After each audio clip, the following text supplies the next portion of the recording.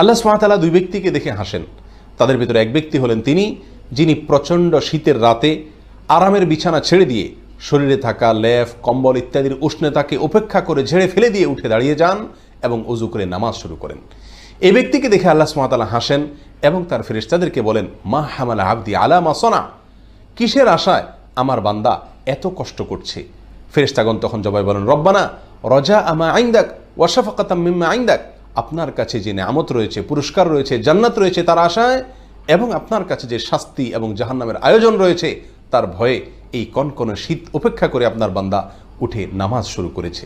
তখন আল্লাহ তাআলা ফেরেশতাদেরকে লক্ষ্য করে বলেন, কদ আতাইতুহু মা রাজা ওয়া আম্মানতুহু মিম্মা খাফ, তোমরা জেনে রাখো আমার বান্দা আমার কাছে যা আশা করেছে আমি তাকে তা দান করলাম, আর যে আযাব থেকে জাহান্নাম থেকে বাঁচার জন্য যার ভয়ে সে এমনটি করেছে আমি তা থেকেও তাকে নিরাপদ ঘোষণা করলাম।